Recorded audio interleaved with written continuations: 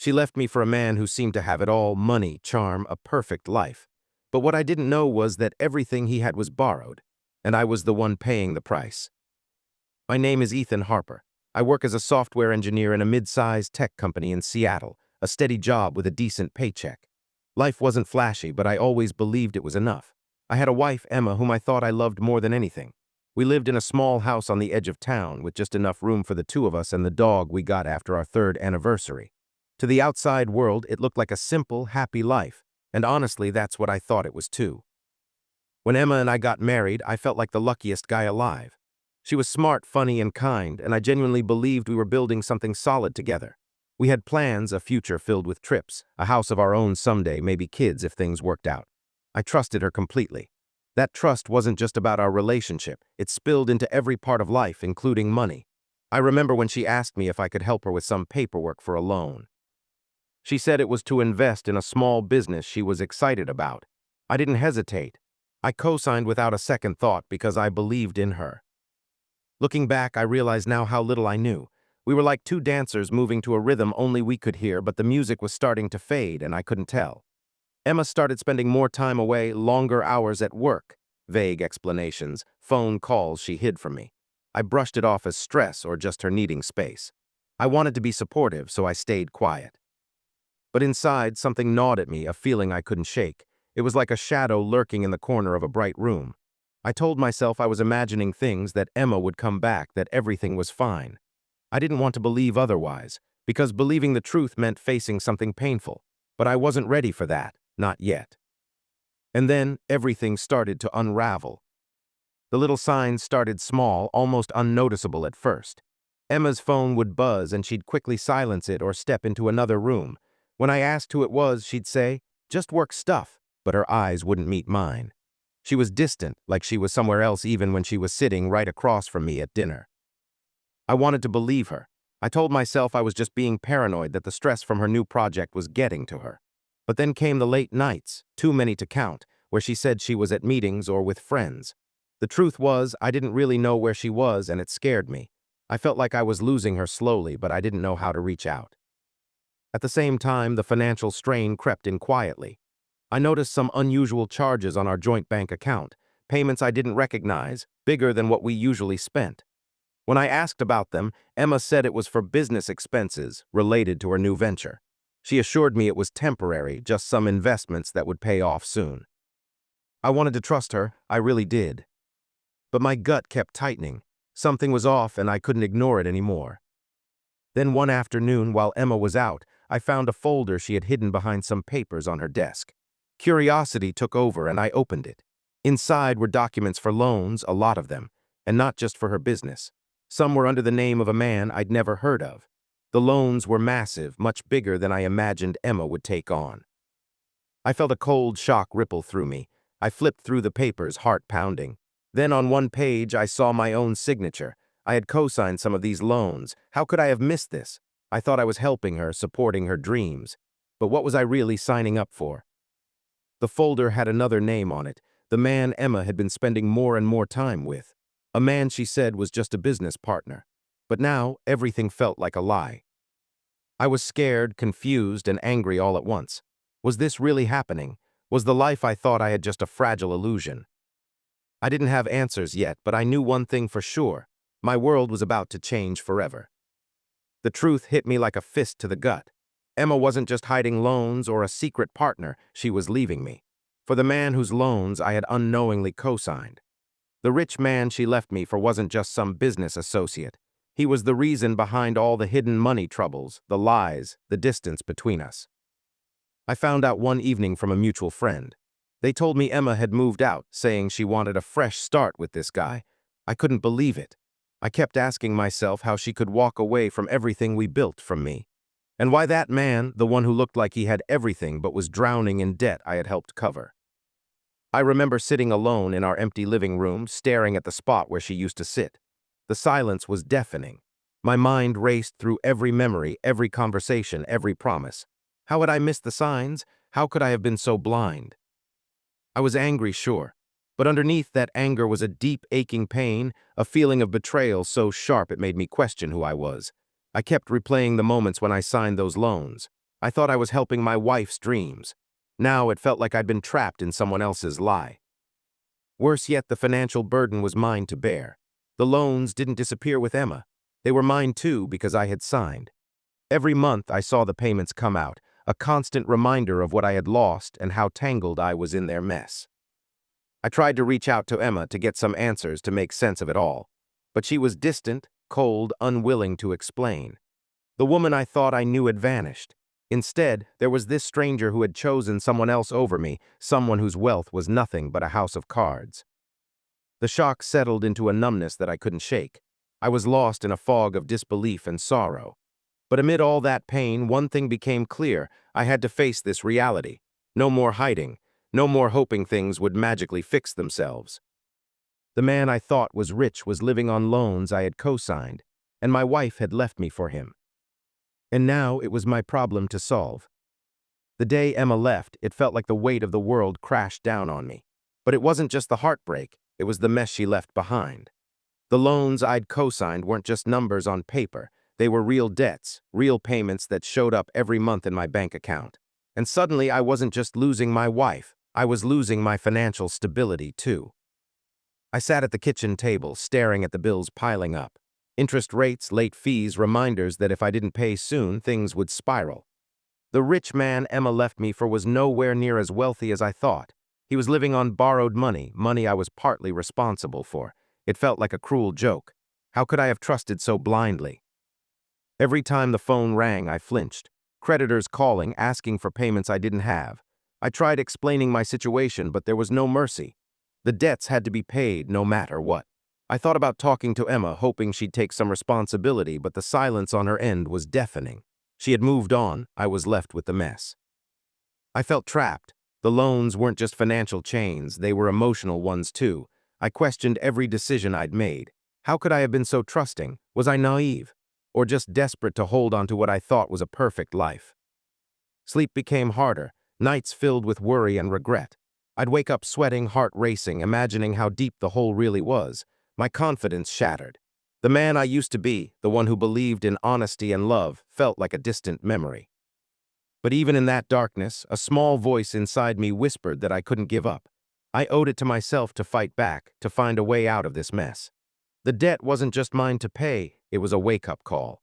A brutal reminder that trust isn't something to give lightly. I knew I couldn't change the past, but maybe, just maybe, I could take control of my future. The days after Emma left blurred together, a haze of phone calls, paperwork, and sleepless nights. The debt collectors weren't the only problem. Friends and family started asking questions I wasn't ready to answer. Some offered sympathy, others judgment. It felt like everyone knew the story except me. I was trapped in a nightmare I didn't sign up for. I had to face the truth. My life had changed, and I was alone now. The woman I trusted, the life we built, all gone. The house felt empty without her. I would walk through the rooms, expecting to see her there, only to find silence. That silence echoed louder than any argument we ever had. I realized I had to accept what happened before I could move forward. Blaming Emma or the rich man she left me for wouldn't fix the mess. The debt was mine too, and the broken pieces of my life were scattered everywhere. I had to pick them up, one by one, even if it hurt. One evening, after a long day at work, I sat down with my bank statements, loan documents, and a notebook. I started writing down every expense, every payment due, every deadline. It was overwhelming, but for the first time I felt a flicker of control. Breaking the problem into parts made it seem less impossible. I also reached out for help, not from Emma, but from a financial advisor and a counselor. I needed someone to guide me through the maze of debt and emotions. Talking about it out loud was hard, but it lifted some of the weight from my shoulders. I wasn't as alone as I thought. The counselor helped me understand that my feelings, anger, sadness, betrayal, were normal. I was grieving not just a marriage, but the future I thought I had. That realization hit me hard, but it also gave me hope. Healing wasn't linear, but it was possible. Every step was difficult. Every day felt like a battle between despair and determination. But I was starting to believe that maybe, just maybe, I could rebuild. Not the life I lost, but a new one that I owned, without lies or borrowed dreams. I didn't know what the future held, but I was ready to face it head-on. Just when I thought I was drowning in my problems alone, life threw me an unexpected lifeline. It came in the form of Jake, my old college roommate, someone I hadn't seen or spoken to in years. He called one evening out of the blue asking how I was doing. I almost lied and said everything was fine, but something made me open up. Jake listened without judgment. When I told him about Emma, the loans, the betrayal, he didn't offer empty comfort. Instead, he asked the questions I needed to face. "What's your plan, Ethan? How do you want to move forward?" That simple question made me realize I'd been stuck in survival mode, barely getting through each day. Jake wasn't just a friend, he was now a reminder of my strength. He helped me see that I wasn't defined by what happened to me. Yes, Emma had left, and yes, the debt was suffocating, but I still had control over how I responded. With Jake's encouragement, I started looking for ways to tackle the debt strategically. We researched financial options, consolidation plans, and even side gigs I could do to increase my income. Jake's energy was contagious. For the first time in months, I felt a spark of hope. But it wasn't just about money. Jake pushed me to care for myself emotionally, too. He insisted I get back into routines that once made me happy, jogging in the mornings, cooking meals instead of eating takeout, even reading books I had shelved long ago. These small things reminded me who I was beneath the chaos. The hardest part was letting go of the bitterness. I wanted to hate Emma and the man she left me for, but Jake helped me see that holding on to that hate was like carrying a stone in my pocket. It only slowed me down. Forgiveness wasn't about them, it was about freeing myself. I wasn't healed yet, far from it, but with Jake's support I was learning that I could survive this. I could rebuild, and maybe someday I could even find peace. That night, as I hung up the phone, I felt something I hadn't in a long time, a quiet determination. I wasn't alone anymore. It wasn't a sudden change, but little by little, I started to see progress. Every small step felt like a win. Paying off a chunk of the debt, cooking dinner for myself instead of grabbing fast food, even just getting out of bed on days when the weight of everything threatened to pin me down. Jake was right. Rebuilding wasn't about giant leaps, but tiny victories stacked over time. I set realistic goals, like making extra payments on the loans and cutting back on unnecessary expenses. At work, I focused on my job with renewed energy. I needed stability, something solid in the chaos. One day, I even found the courage to talk openly with my family about what I was going through. It was uncomfortable, but the relief of no longer carrying it alone was worth it. Their support reminded me that I wasn't as isolated as I'd thought. Emotionally, the fog started to lift. I wasn't numb anymore. I felt sadness, sure, but also pride. Pride that I wasn't letting this break me, that I was standing up even when it was hard. But the hardest victory was forgiving myself, for trusting Emma, for co-signing those loans, for believing in a future that crumbled. I realized I'd made mistakes, but that didn't make me weak. It made me human, and humans have the power to grow. I began to see a future that wasn't defined by betrayal or debt, but by resilience. The man I was becoming wasn't perfect, but he was real, and for the first time since this all began, that felt enough. Still, deep down, I knew the journey wasn't over. The debts remained and the memories lingered, but I was no longer a victim. I was fighting back. And every small victory was a step toward reclaiming my life. After months of steady progress, I reached a point where I had to make a choice. The debts were still there, looming like a dark cloud, but my attitude had shifted. I wasn't just surviving anymore, I was ready to decide what kind of life I wanted moving forward. One evening, Jake and I sat in my small living room, surrounded by bills and notes. He asked the question I'd been avoiding. Should I keep chasing Emma's promises and the tangled past, or should I finally let go and focus on building something new for myself? It wasn't an easy question. Part of me still clung to what we had, to the memories of better times. I wondered if there was any chance she might come back or if I could salvage what was broken. But deep down, I knew that chasing that ghost would only hold me back. The more I thought about it, the clearer it became that my future couldn't be built on someone else's lies. I needed to break free from the debt, from the heartbreak, from the shadow of the man Emma left me for. That meant making a clean break, accepting the past but not letting it define me. I also realized that forgiveness, not just of Emma but of myself, was the key to moving on. Holding on to anger was like carrying a weight that slowed every step I took. It was time to set that down. That night, I wrote a letter I never intended to send. I poured out my pain, my disappointment, and my hopes. I told Emma why I was letting go, not because I stopped caring, but because I needed to save myself. It wasn't closure in the traditional sense. I didn't expect a response. But writing it was cathartic. It was a promise to myself that I wouldn't let the past steal my future. The crossroads was daunting, but it was also liberating. I was finally choosing me. Choosing to let go of Emma and the past wasn't an instant fix, but it marked the beginning of a new chapter. With the letter written, I felt lighter, like I'd put down a heavy burden I didn't realize I'd been carrying for so long. I threw myself into rebuilding my life, step by step. Financially, I set up a strict budget and stuck to it no matter how tempting it was to slip back into old habits. I negotiated payment plans with creditors and tracked every dollar. It wasn't glamorous or easy, but it was necessary. Emotionally, I focused on healing. I kept seeing my counselor and leaned on Jake when things got tough. Sometimes the pain would surge back unexpectedly, but instead of hiding from it, I learned to face it with honesty. Work became a safe space, a place where I could channel my energy productively. I even started thinking about side projects, something I'd never had the confidence to do before. Rebuilding wasn't just about fixing what was broken, it was about discovering who I really was beneath the wreckage. One afternoon, I walked past a small community center and saw a flyer for a financial literacy workshop. Something clicked.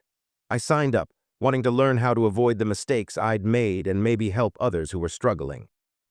It felt good to look forward instead of back, to focus on growth instead of regret. The road wasn't smooth. There were days when the loneliness hit hard, when I doubted if I'd ever fully recover. But with each small victory, a paid bill, a clear headspace, a moment of genuine laughter, I built a stronger foundation. I was no longer defined by the mistakes of the past or by the debts I'd co-signed.